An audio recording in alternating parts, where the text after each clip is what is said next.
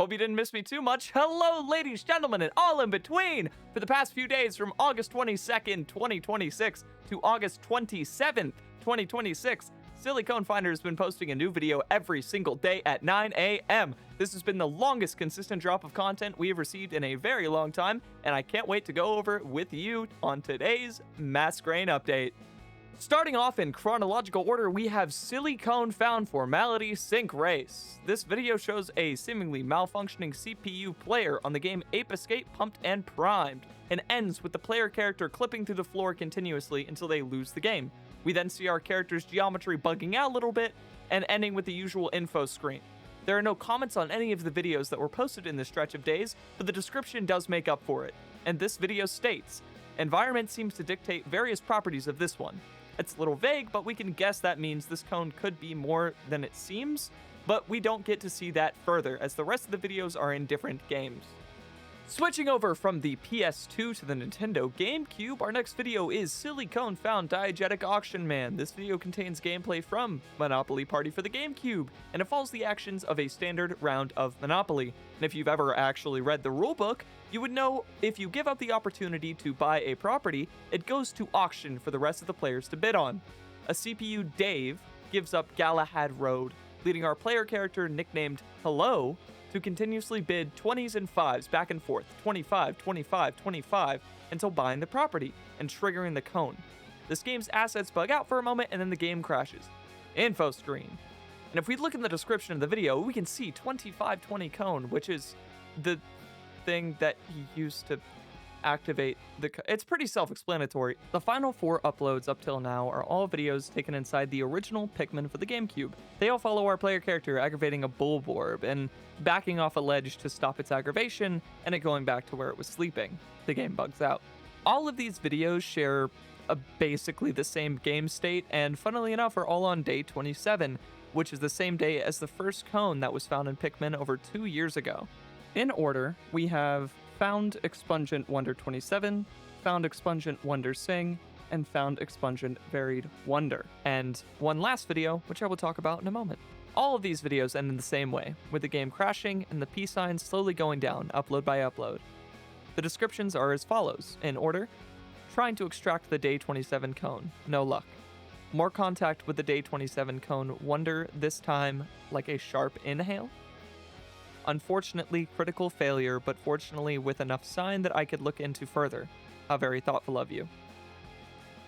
The videos themselves aren't important, but the context of them are, as all of these videos are expungent with SGI set to no, unlike the first cone that was found 2 years ago, where the SGI was set to yes, meaning that SGI isn't game-based, but rather cone-based. The last video uploaded as of now is Silly Cone found Chronal Wonderstuck. And if you aren't aware, this is the original name of the next project in the Project Skybox world. This video contains the same content of aggravating a Bulborb, but this time he also aggravates this flying thing I think is called a swooping snitch bug? I don't play Pikmin.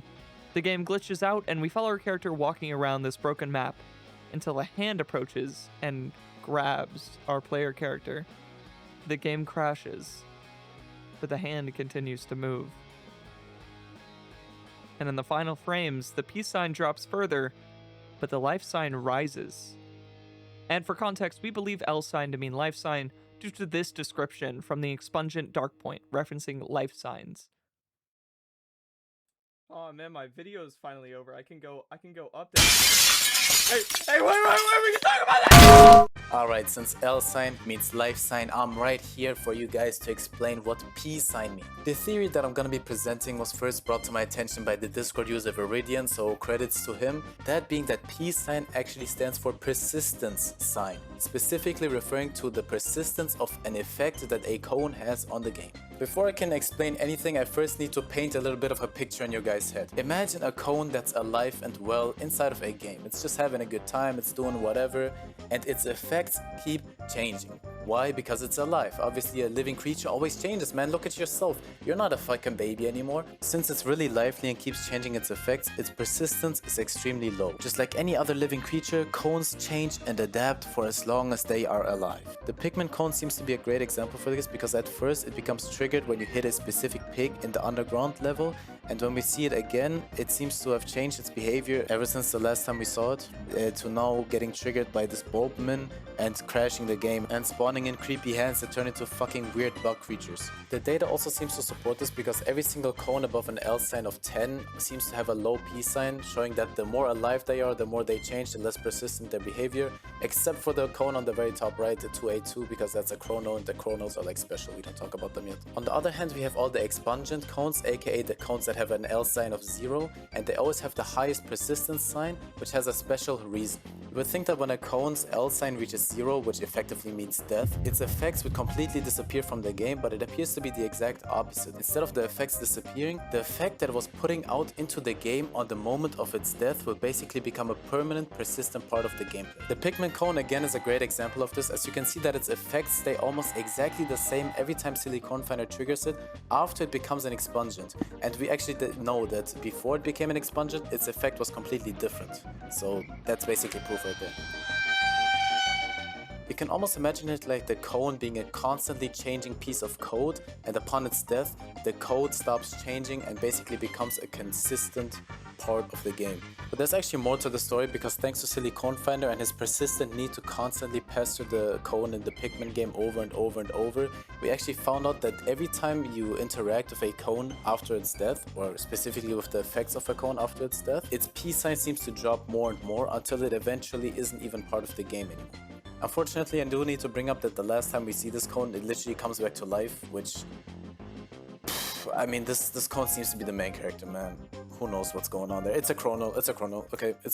We don't talk about it. Okay, Masquerain doesn't know about this part of the video. I was supposed to be done with my part, but I need to share a theory, okay? So, there's whispers going around that the Silicon Finder isn't actually uploading new videos at all. And instead, the character called Silicon Finder was actually a part of Frost's ARG. And whoever is currently re-uploading these videos is trying to revive the Wonderstruck ARG. This would mean that the Silicon Finder might be giving us false information, but it is technically real information. But it's real information about the Wonderstruck ARG itself instead of the actual real-life situation with the cones. If this theory is true, it could mean that cones outside of the source engine don't even exist, and all of these videos are actually made up old content for the Wonderstruck ARG all the way back when Faust was hosting it, and we are currently falling for it. And it will create an extremely interesting dynamic between the Project Skybox investigators and the Silicon Finders. He would basically be the holy grail of knowledge, but he is more focused on reviving the ARG and making us all go through it again because maybe he's nostalgic for it or something, instead of just giving us the information. Anyway, that's my part. Everybody go watch my videos.